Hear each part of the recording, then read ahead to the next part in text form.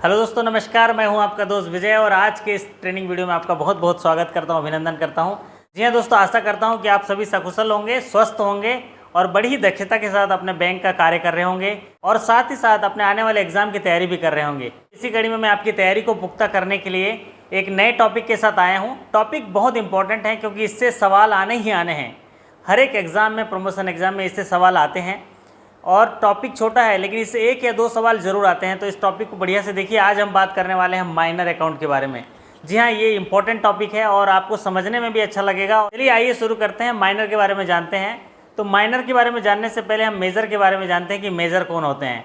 तो ऐसा व्यक्ति जिसकी आयु 18 साल हो या तो उससे अधिक हो उसे मेजर कहते हैं। जी हाँ, a person who is 18 years old or above is called major. 18 साल या उससे अधिक आयु के व्यक्ति को मेजर कहते हैं। तो 18 साल से कम व्यक्ति को माइनर कहते हैं। जी हाँ, ये person who is below 18 years is called minor. जो 18 साल से कम हो वो व्यक्ति उसे माइनर कहते हैं। और जब माइनर की बात आती है तो यहाँ पर महत्वपूर्ण बात आती है गार्जियन कौन होगा। जी हाँ, कितने प्रकार के गार्जियन होंगे, चलिए बात करते हैं। सबसे पहले बात करते हैं हम नेचुरल गार्जियन की, क्योंकि माइनर जहाँ पर भी आता है वहाँ पर बड़ा महत्वपूर्ण रोल अदा करते हैं गार्जियन। तो गार्जियन को जानना बहुत ज़रूरी है। तो सबसे पहला होता है नेचुरल गार्जियन। नेचुरल गार्जियन वो हैं अभिभावक जो माता पिता हैं, उस बालक के माता पिता। जी हाँ, नेचुरल गार्जियन मीन्स बालक के माता पिता। अब अगले गार्जियन की बात करते हैं, इसको बोलते हैं टेस्टामेंट्री गार्जियन। टेस्टामेंट्री गार्जियन ऐसे अभिभावक होते हैं जिनका वसीयत में जिक्र किया गया हो या जिन्हें वसीयत में उनका अभिभावक माना गया हो, तो उनको बोलते हैं testamentary guardian. Appointed by A will, किसी वसीयत में उसकी नियुक्ति कर दी गई हो तो उसको बोलते हैं टेस्टामेंट्री गार्डियन। और अगले गार्जियन की बात करते हैं तो है लीगल गार्जियन। लीगल गार्जियन ऐसे गार्जियन हैं, ऐसे अभिभावक हैं जो अपॉइंट किए गए हों कोर्ट के माध्यम से या घोषणा किए गए हों कोर्ट के माध्यम से। तो appointed or declared by court, उनको लीगल गार्जियन बोलते हैं। तो यहाँ एक महत्वपूर्ण बात यह है कि टेस्टामेंट्री गार्जियन जो हैं, जिनकी नियुक्ति वसीयत के माध्यम से की गई है, उनका रोल तभी शुरू होगा जब नेचुरल गार्जियन नहीं रहेंगे। मतलब नेचुरल गार्जियन जब तक जिंदा हैं तब तक टेस्टामेंट्री गार्जियन का रोल नहीं चालू होता है। तो the role of testamentary guardian will start after death of natural guardian. और अगर गार्जियन जो है अपना धर्म परिवर्तन कर लेते हैं, अगर गार्जियन ने धर्म परिवर्तन कर लिया तो वो उसका गार्जियन का अधिकार खो देता है। If guardian changes his religion he loses his guardian right. जी हाँ, धर्म परिवर्तन के बाद वो अपना अधिकार खो देते हैं। आइए दोस्तों, सरल तरीके से समझते हैं कि हिंदू के केस में, हिंदू धर्म के केस में नेचुरल गार्जियन कौन होते हैं। तो इन case of Hindu natural guardian कौन कौन होते हैं, आइए फटाफट देखते हैं। इन case of unmarried boy and girl, अगर अनमेरिड बॉय और गर्ल हैं तो वहाँ नेचुरल गार्जियन जो होंगे फादर होंगे, उनके पिता होंगे। और अगर उनके पिता की मृत्यु हो गई तो उनकी माता होंगे। जी हाँ, फादर आफ्टर हिम मदर। और अगर मेरिड गर्ल हैं, इन केस ऑफ मेरिड गर्ल हैं तो उनके जो नेचुरल गार्जियन होंगे उनके हस्बैंड होंगे। और अगर उनकी हस्बैंड की मृत्यु हो गई तो इन case of death of husband तो उनके फादर इन लॉ होंगे। और अगर फादर इन लॉ नहीं है तो मदर इन लॉ होंगे। जी हाँ, ये सरल तरीके से समझ में आया होगा कि नेचुरल गार्जियन हिंदू धर्म के अनुसार कैसे होंगे। In case of Hindu will be the natural guardian. जी, in case of unmarried boy and girl father after him mother. जी, in case of married girl husband and after death of husband father in law after him mother in law. दोस्तों आइए अब देखते हैं कि मुस्लिम धर्म में जो नेचुरल गार्जियन हैं वो कैसे माने जाते हैं। तो अगर इन case of unmarried boy and girl हैं तो उनके जो नेचुरल गार्जियन होंगे फादर होंगे। In case of unmarried boy and girl उनके नेचुरल गार्जियन फादर होंगे। In case of death of father, अगर पिताजी की मृत्यु हो गई तो उनके जो नेचुरल गार्जियन होंगे जिनको पिताजी ने अपॉइंट किया है विल में, appointed by will of father, उनके पिताजी ने अगर अपॉइंट किया है किसी को विल में तो वो होंगे। In case of absence of will, will नहीं है तो ग्रैंड फादर होंगे। और अगर ग्रैंड फादर की मृत्यु हो गई, in case of death of grand father then appointed by will by grand father, अगर उनके ग्रैंड फादर ने कोई विल लिखी हो तो उसके अनुसार होंगे। तो ये जो माइनर के नेचुरल गार्जियन के बारे में था मुस्लिम धर्म के अनुसार। और एक महत्वपूर्ण बात है, आरबीआई के नियमानुसार अगर किसी बालक या बालिका के पिताजी जीवित हैं फिर भी वो अपने माता के साथ अभिभावक के रूप में बैंक में खाता खोल सकते हैं। ये बहुत महत्वपूर्ण बात है कि अगर उनके पिताजी जीवित हैं तब भी वो माताजी के साथ अभिभावक के रूप में खाता खोल सकते हैं। As per RBI rule, even if father is alive, deposit account can be open under guardianship of mother. Father जिंदा होते हुए भी मदर के साथ अभिभावक के रूप में अंडर गार्जियनशिप में खाता खोल सकते हैं। ये महत्वपूर्ण बात थी। चलिए दोस्तों, अब बात करते हैं कैपेसिटी ऑफ माइनर। माइनर के क्या क्या कैपेसिटीज़ हैं, इस पर बहुत सारे सवाल आते हैं। यहाँ बात करते हैं capacity of minor. Capacity of minor की जो व्याख्या है, जो जिक्र है, वो under section 11 of Indian contract act में रखा गया है और उसके आधार पर minor is not competent to contract. जो माइनर होता है कोई भी कॉन्ट्रैक्ट करने के लिए दक्ष नहीं होता। जी हाँ, वो कॉन्ट्रैक्ट कर ही नहीं सकता और अगर वो कोई कॉन्ट्रैक्ट किया है तो उसको निरंग माना जाए। Any contract with minor is wide एब इनिशियो, मतलब कोई भी कॉन्ट्रैक्ट अगर माइनर करता है तो उसको निरंग माना जाता है, शून्य माना जाता है और वो दक्ष तो है ही नहीं कॉन्ट्रैक्ट करने के लिए। अगली महत्वपूर्ण बात है कि अगर माइनर अपने आप को मिस रिप्रेजेंट करता है, अपनी एज को, अगर कोई माइनर अपनी एज को मिस रिप्रेजेंट करता है तब भी वो लाइबल नहीं होता है, तब भी वो उत्तरदायी नहीं होता है। तो even if minor miss represent his age, minor is not liable. अगली महत्वपूर्ण बात करते हैं कि अगर माइनर के नाम पे लोन है और वो मेजर हो गया तो उसको रेटिफाई नहीं कर सकता। जी हाँ, अगर माइनर के समय अगर उसको लोन दिया गया है और वो मेजर हो गया तो उसको रेटिफाई नहीं कर सकता। तो minor can not ratify loan on becoming major. Major होने पर वो लोन को रेटिफाई नहीं कर सकता। कहने का तात्पर्य यह है कि माइनर जो है सभी को लाइबल कर देता है सिवाय उसके।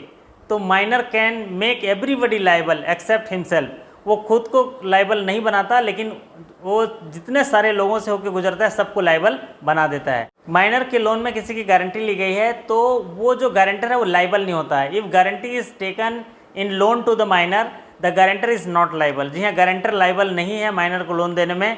तो ये महत्वपूर्ण बात थी।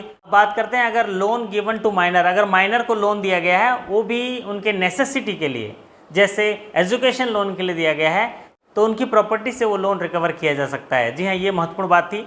अगर लोन दिया गया माइनर को भी उनकी नेसेसिटी के लिए, जैसे एजुकेशन लोन के लिए दिया गया है, तो उनकी प्रॉपर्टी से वो लोन की रिकवरी की जा सकती है, इसकी अनुमति है। तो loan given to the minor for necessity like education loan can be recovered from his property, उसके प्रॉपर्टी से रिकवर कर सकते हैं। अदरवाइज माइनर को लोन नहीं दिया जा सकता क्योंकि लीगली उसे वसूली नहीं की जा सकती, लेकिन एजुकेशन लोन के परिप्रेक्ष्य में ये वसूली उसके प्रॉपर्टी से भी की जा सकती है।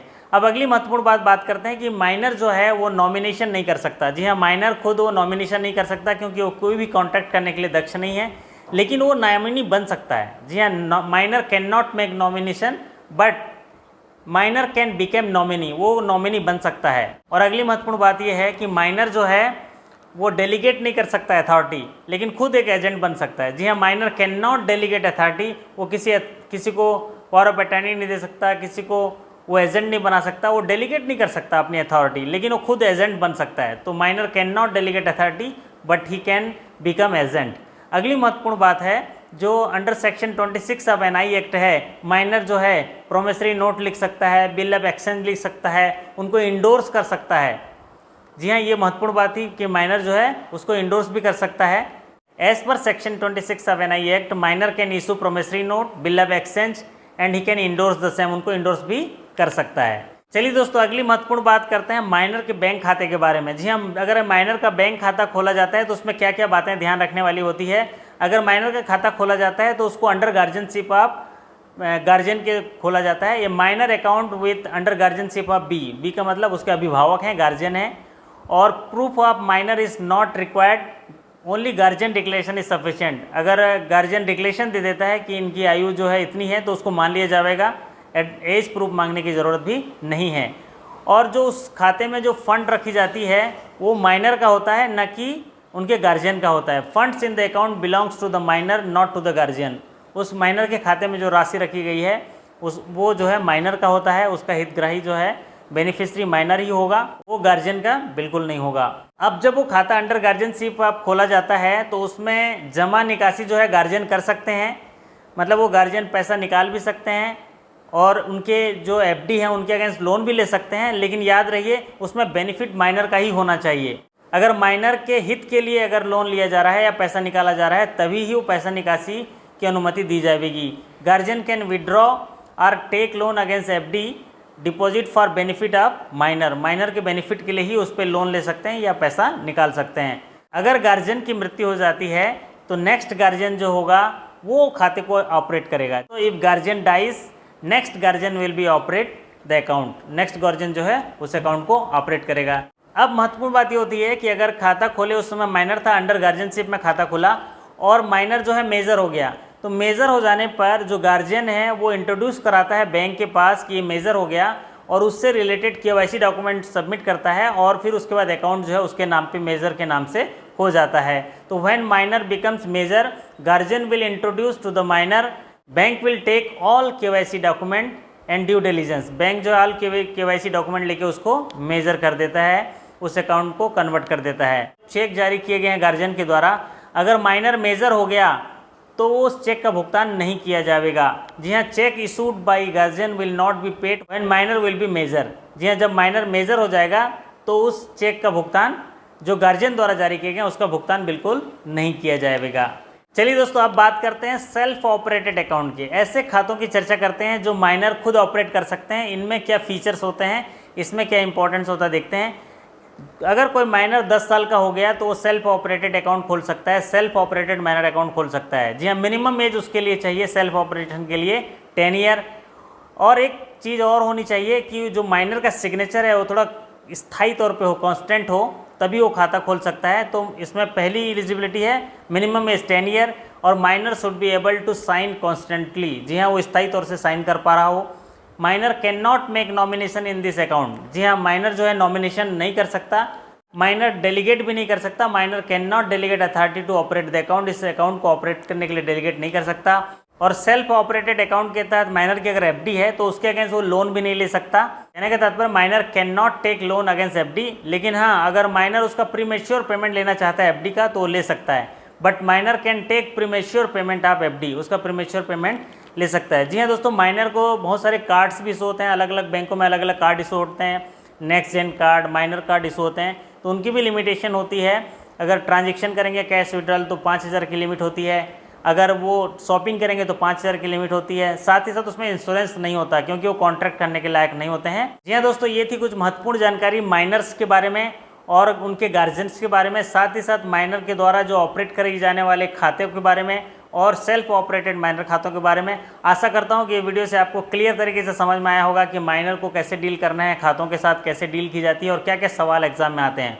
जी हाँ दोस्तों, आशा करता हूँ कि ये वीडियो आपको अच्छा लगा होगा। अगर अच्छा लगा होगा तो लाइक कर दीजिए, चैनल में नया है तो सब्सक्राइब कर लीजिए और बेल आइकन को जरूर दबा दीजिए, क्योंकि बैंक के रिटर्न एग्जाम और प्रमोशन से जुड़े वीडियो के साथ मैं आता रहता हूँ और वीडियो का नोटिफिकेशन आपको पहले मिल सके। जी हाँ दोस्तों, अगर आपको स्टडी मटेरियल चाहिए तो मैंने डिस्क्रिप्शन बॉक्स में नंबर दे दिया है, वहाँ पर व्हाट्सअप करके आप स्टडी मटेरियल भी ले सकते हैं और अपने तैयारी को और पुख्ता कर सकते हैं। आपके सकुशलता की कामना करते हुए और आपके स्वस्थता की कामना करते आपसे विदा लेता हूँ। फिर मुलाकात होगी अगले वीडियो के साथ, तब तक के लिए आपका धन्यवाद। नमस्कार, थैंक यू सो मच।